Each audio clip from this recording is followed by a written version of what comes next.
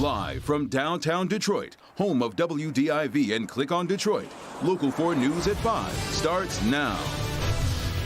A new cause for concern tonight. The UK is warning some people to not get the COVID vaccine for now. We have what the experts are saying. Ben. Kim, if we made it to 43 today without the sunshine, just imagine what we can do tomorrow when it actually shows up. We'll look at that and whether 50 is still in play. But we begin with a state rep now under investigation for what she said on Facebook Live. So this is just a warning to you Trumpers. Be careful. Walk lightly. We ain't playing with you. That video posted last night by Detroit State Representative Cynthia Johnson, who has also faced threats herself, has quickly gone viral. And because of that, legislative leadership removed her from her committee assignments this afternoon. They've also launched an investigation into her words that some believe incite violence. Rod Maloney spoke with Johnson today. He joins us now live. And Rod, that video has just caught fire today. Yeah, it's pretty much gone viral, Devin, and it's a situation where after I spoke to her today, the representative said she in no way was inciting violence of any kind, but a lot of people who looked at that video, particularly the sections about Trumpers, they don't believe that's the case at all. But this goes back a couple of weeks now to when Rudy Giuliani came to Lansing and visited the committee that she sat on. She was very angry about that situation, and that brought her own brand of racist threats against her. So this is just a warning to you Trumpers. Be careful. Walk lightly. We ain't playing with you. Representative Johnson's post last night came in response to racist phone messages she received after the Giuliani hearings aired on CNN Monday. You're done. You're so done. Should be swinging from a rope, you Democrats. Representative Johnson last night looked to push back. Enough is enough. And for those of you who are soldiers, you know how to do it. Do it right. Be in order. Make them pay. Yet those words caught the ear of Michigan Republican Party Chair Laura Cox, who said in a statement, quote, "It is reprehensible that an elected official would call on her soldiers to make the supporters of an opposing party pay, and clearly such a statement could incite people to violence." It was distressing to know that Representative Johnson received threats after last week's hearing. However, by issuing threats of violence of her own against the supporters of President Trump, she has sunk to the same level as the unhinged individuals who threatened her. It is absolutely disgusting. Today, the representative couldn't believe her ears after learning of that statement. Do you believe that you were inciting any kind of violence? I was not inciting any. No, I was not. Not convinced, Senate Majority Leader Mike Shirkey and House Speaker Lee Chatfield put out a statement too, quote, "Threats to either Democrats or Republicans are unacceptable and un-American. They're even more unbecoming of an elected official," end quote. To clarify, Johnson told Local 4, "My soldiers, soldiers for Christ, soldiers against racism, soldiers against domestic violence, soldiers against domestic terrorism."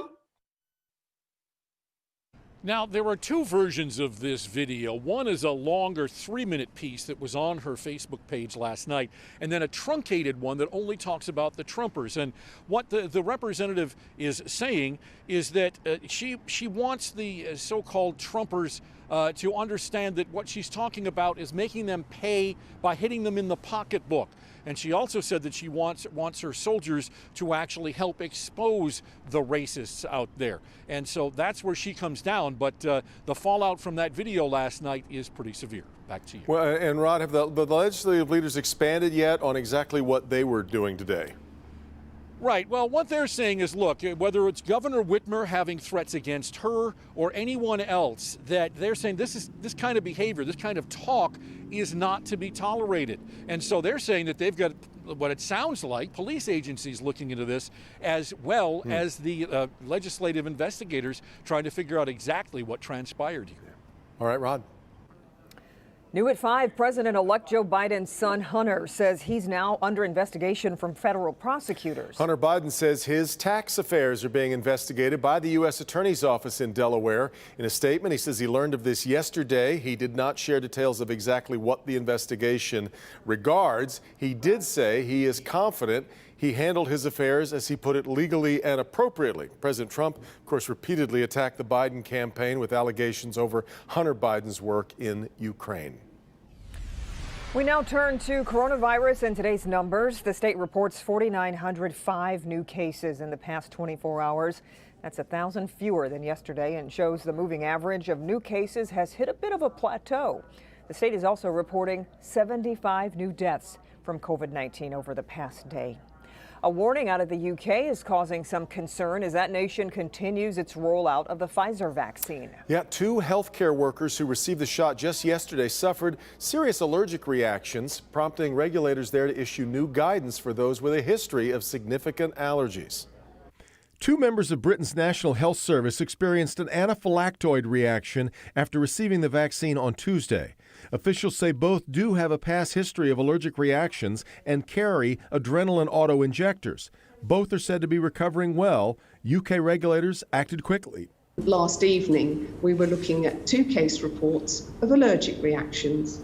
We know from the very extensive clinical trials that this wasn't a feature. The cases will now be investigated to determine what triggered the reactions. For now, the UK's precautionary guidance states anyone with a significant history of allergic reactions to a vaccine, medicine, or food should not receive the vaccine.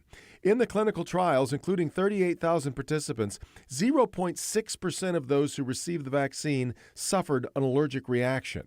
But so did 0.5% of those who received the placebo. Important to note, those with known severe allergies to any of the vaccine ingredients were excluded from the trial. But extremely rare but important issues, inevitably you accrue more information over time. And the NHS, through to the MHRA, is in a very good position to make sure that we can pick things up quickly, identifying them, communicate them widely. Experts say this is evidence, though, that the safety monitoring system is working. What this will ultimately mean for those with severe allergies will depend on the results of this investigation. And you, of course, can expect this issue is going to be discussed tomorrow at the FDA meeting to consider authorizing the vaccine for emergency use in the United States. Well, it has been a very gray day all over Metro Detroit. Hopefully, though, on a bit of a warming trend. Yeah, let's get over to Ben for a look at what's on tap for tonight. Hi, Ben. Hey, Kim and Devin. Yeah, the sunshine, as they say on the award shows, was scheduled to appear today, but it did not. The clearing line is just back to our west, and you can see it here in the satellite image. It's trying to get here, but of course, by the time it does, it's going to be a little late. That is going to allow us to really drop off in temperatures tonight, and it will set up the stage for a pretty bright day tomorrow. So let's go through the timing of it. You can see the back edge of those clouds through tonight. So by about midnight tonight, we should be seeing some significant breaks. And then waking up tomorrow morning, anticipate to see a decent amount of sunshine throughout the entire day. The question is, when do the clouds come back? This model doesn't have them returning until well into tomorrow morning. If they do hold off that long, we've got a good chance of seeing the northern lights as we get into Thursday night. We'll talk more about that coming up. But weather impacts over the next 4 days. High Saturday for rain, moderate Sunday because of snow. We'll talk timing of both in just a few minutes. Guys? All right, Ben. The state Supreme Court has rejected a request to take control of election materials from the November 3rd election. A lawsuit filed by 2 state Republicans asked the High Court to take ballots and ballot boxes to allow time to investigate all the claims of ballot irregularities and fraud. The case was filed days, though, after the Board of State Canvassers certified Joe Biden's victory over President Trump in Michigan. The court ruled 4-3 today to throw out that lawsuit. Michigan's Bureau of Elections announces it plans for what it calls the most comprehensive post-election audit in state history. It will be a statewide risk-limiting audit to check the accuracy of ballot tabulation machines. There will be what the Bureau calls essentially a hand tally of every ballot in Antrim County where an error in unofficial election results was caught and corrected. Procedural audits will happen in more than 200 jurisdictions. It's been close to a year since recreational marijuana was legalized in Michigan, but so far, recreational pot shops and other businesses haven't been allowed in the city of Detroit. Well, today, Mayor Duggan laid out a new timeline to change that, happening pretty quickly as well. We bring in Jason Colthorpe following that story with how this is going to work. And also, Jason, pretty clear, Detroiters are getting preferential treatment when it comes to getting these licenses. And that's also been the most controversial part of this, Devin. So controversial, there's talk of some legal challenges to that, although Mayor Duggan feels it will hold up in court. But yes, 2 weeks after council unanimously approved recreational marijuana in the city, they are rolling it out. We are going to change the inequity on Detroit versus non-Detroit ownership of this community. The city of Detroit laying out how marijuana business licenses will be awarded, and the emphasis is on giving Detroiters more than a fighting chance. A minimum of 51% of the licenses will go to Detroiters, and significant financial benefits will also come with that. But to get it, there is a stringent process. This is going to be scrutinized. You can't just put something down on a piece of paper. You're going to have 3 years of your income tax returns to show you're legitimate. We're going to have to do a background check. You're going to have property tax clearances, blight clearances. If you got blight tickets on your properties, you're not going to be able to start a new business. The timeline starts right now with people having to get pre-qualified by the state. Once that is done, Detroiters can then be certified as Detroit legacies starting in January and apply for that license in April and start to receive those licenses, if approved, by May 1st. In addition to city residence requirements, Detroiters with previous marijuana convictions can also obtain the legacy discounts. The city of Detroit has been disproportionately impacted by the war on drugs, by marijuana convictions. And so it was imperative for us to ensure that we work to right that wrong.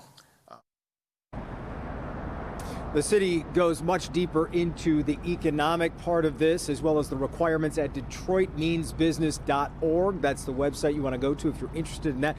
Councilman Tate also brought up an interesting point that could be featured later on in this process, and that is the outsiders trying to get a foothold on the residence aspect of becoming a Detroit resident are offering Detroiters exorbitant amounts of money, and he's asking them directly, be careful. This might not be beneficial to you in the long run. So we'll have to see how that plays out. In Detroit, Jason Colthorpe, Local 4. Okay, Jason, thank you. We have much more to come here at 5. Here's Paula. Parents are angry because their children are not in face-to-face learning. Parents are angry because they don't have remote options. Parents are angry about school. We get it. But there is something very specific all parents can do to get their kids back to school in a normal way. I'll explain what that is. All right, Paula, also they have found the crash site, but they cannot find the pilot. Brand new information ahead here at 5 after a fighter jet crashes in the middle of the UP. Victor? Catholic churches all over the city of Detroit are changing, and we'll show you how coming right up.